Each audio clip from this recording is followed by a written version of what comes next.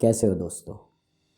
आज बात करेंगे हम एक ऐसी घटना के बारे में जिससे आपको पता चलेगा कि कैसे मीडिया, पुलिस और नेताओं की मिलीभगत के चलते मानव तस्करी जैसे घिनौने अपराध को अंजाम दिया जाता है।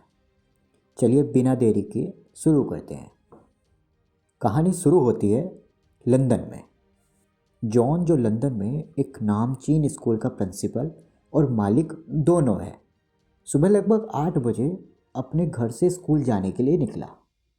मुश्किल से जॉन अपने घर से 3 किलोमीटर ही दूर पहुंचा था कि उसे एक बहुत बुरी स्मेल आने लगी।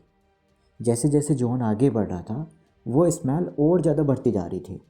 फिर उसने एक डस्टबिन के पास अपनी बाइक रोकी और आसपास देखने लगा कि ये स्मेल कहाँ से आ रही है। तब उसने देखा कि डस्टबिन से कुछ दूरी पर एक बोरी पड़ी हुई है।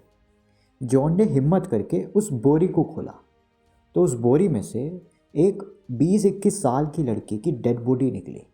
डेड बॉडी इतनी बुरी कंडीशन में थी जिसे देख जॉन कांप उठा। थोड़ा संभलने के बाद जॉन ने पुलिस को फ़ोन किया और पुलिस को सब कुछ बताया। लगभग 20 मिनट के अंदर अंदर पुलिस मौके पे पहुंच गई और मौके पे पहुंचते ही पुलिस ने उस डेड बॉडी को अपने कब्जे में ले लिया और फिर पोस्टमार्टम कराने के लिए उस डेड बॉडी को हॉस्पिटल में ले गई। इसके बाद जॉन वहाँ से अपने स्कूल चला गया, लेकिन उसके दिमाग में पूरे दिन उस लड़की का चेहरा घूम रहा था। हालत ये हो गई कि उसने शाम का खाना भी नहीं खाया। जॉन की पूरी रात इस लड़की के हत्यारे को कोसते कोसते निकल गई। इन सब चीज़ों के चलते जॉन ने अपने आप से वादा किया कि वो सच का पता ज़रूर लगाएगा और इस लड़की के कातिल और इस लड़की के परिवार तक ज़रूर पहुँचेगा। अगले ही दिन सुबह में जॉन पुलिस स्टेशन पहुँच गया, लेकिन पुलिस ने उसे इस मामले से दूर रखने की पूरी कोशिश की। ऐसा पुलिस ने क्यों किया पता नहीं, शायद उनकी जेब में मोटी रकम आ चुकी थी। लेकिन जॉन ने हार नहीं मानी। आखिर में जब जॉन को लगने लगा कि पुलिस उसे कुछ भी बताने से रही, तब उसने अपने एक स्टूडेंट पीटर, जो पुलिस फोर्स में सीनियर पोस्ट पर मौजूद था, उससे बातचीत की। पीटर से बातचीत हो जाने के बाद एक दिन के अंदर अंदर पुलिस ने ये पता लगा दिया कि ये लड़की रेड लाइट एरिया के लिए थाईलैंड से लाई गई थी और साथ में पुलिस ने उस आदमी को भी पकड़ लिया जिसने इस लड़की को मारा है। इसके बाद जब उस आदमी से पूछताछ हुई तब उस आदमी ने बताया, जो कंसाइनमेंट थाईलैंड से आया था उसमें से मैंने 5 लड़कियां खरीदी थी अपने रेड लाइट एरिया के लिए। उन 5 में से एक लड़की ये भी थी। लगभग 1 साल तक इस लड़की ने मेरे यहाँ पर काम किया था। फिर इस लड़की की तबीयत ख़राब रहने लगी। चेकअप कराने पर पता चला कि इस लड़की को एड्स हो चुका है।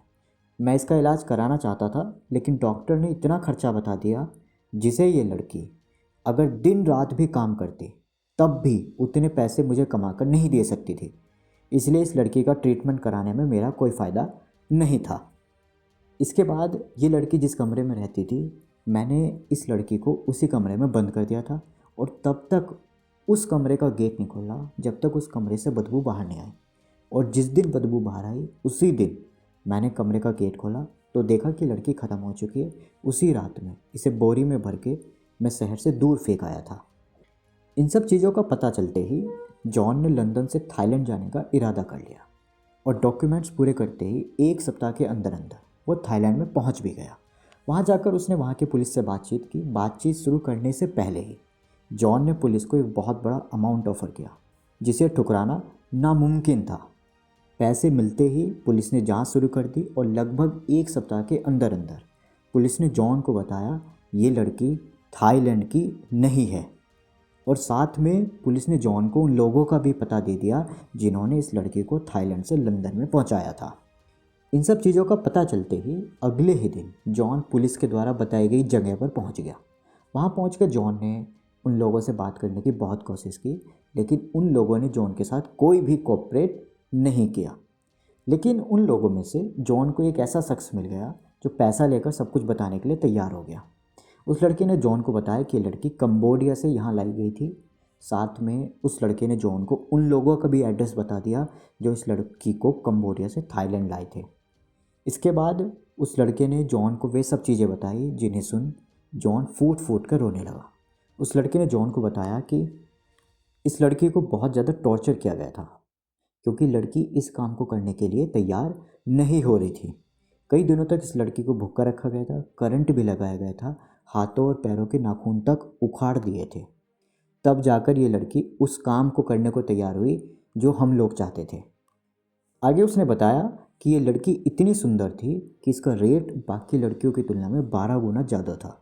एक दिन में कितने ग्राहक इस लड़की के पास से गुजरते थे, उनका हिसाब रखने के लिए भी एक आदमी रखना पड़ा था। आगे जॉन ने उस लड़के से पूछा कि जब ये लड़की इतनी प्रॉफिटेबल थी तो इस लड़की को लंदन क्यों भेजा। तो उसने जवाब दिया कि यहाँ पर जब भी लड़कियाँ आती हैं वो केवल 1 साल के लिए ही आती हैं, फिर नया स्टॉक आ जाता है और 1 साल के बाद यहाँ से लड़कियों को पूरी दुनिया में पहुँचा दिया जाता है। इसके बाद जॉन थाईलैंड से कंबोडिया में पहुँच गया। वहाँ पहुँचते ही वो उन लोगों से मिला जिन्होंने इस लड़की को कंबोडिया से थाईलैंड पहुँचाया था। एक बार फिर से जॉन ने पैसे के दम पर अपना काम निकलवा लिया। उस लड़की का फ़ोटो देखते ही उन लोगों ने उस लड़की को पहचान लिया और बताया कि हाँ, हमने ही इस लड़की को उठाया था। बाद में उन लोगों ने जॉन को पूरी कहानी विस्तार से सुनाई। उन्होंने बताया कि जब ये लड़की स्कूल से घर के लिए लौट रही थी तभी रास्ते में हमने इसे उठा लिया था। फिर हमने इस लड़की को भी उस कंटेनर में पहुंचा दिया जिसे थाईलैंड जाना था। उस दिन उस कंटेनर में लगभग 300 लड़कियां थी, जिसमें ये लड़की सबसे सुंदर थी। आगे जॉन ने उस आदमी से 2 सवाल किए। एक, 300 की 300 लड़कियों का किडनैप किया था? तब उसने बताया कि कुछ खरीदी थी तो कुछ को उठाया था। दूसरा सवाल ये था, पुलिस कुछ नहीं कहती? तब उसने कहा, सबका हिस्सा जाता है, पुलिस को, नेताओं को, मीडिया को, सबको। इसके बाद जॉन उस शहर के पुलिस थाने में पहुंच गया जहां से इस लड़की को उठाया गया था। वहां भी पैसे देकर जॉन इस लड़की के घर का एड्रेस निकाल पाने में सफल रहा और एड्रेस मिलते ही वो इस लड़की के घर पर पहुंच गया। घर पहुंचते ही जॉन ने उस लड़की के परिवार को सारी सच्चाई बता दी। कैसे उनकी बेटी को अगवा किया गया था, कैसे उसे बेहोश कर कंटेनर से थाईलैंड भेजा गया, कैसे थाईलैंड से लंदन भेजा गया और कैसे लंदन में उनकी बेटी की दर्दनाक मौत हुई है। आपको जानकर हैरानी होगी कि पूरी दुनिया में 1 साल में 28 से 32 लाख लड़कियां गायब हो जाती हैं। सबको पता है, हर देश की सरकार को पता है, पुलिस प्रशासन को पता है, मीडिया हाउस को पता है, फिर भी ये काम हो रहे हैं। और अगर हम बात करें अपने देश की तो हमारे देश में 1 साल में लगभग 2 लाख लड़कियां गायब हो जाती हैं।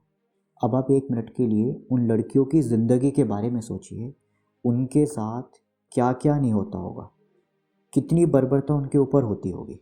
सोचिएगा ज़रूर। वीडियो देखने के लिए बहुत बहुत धन्यवाद।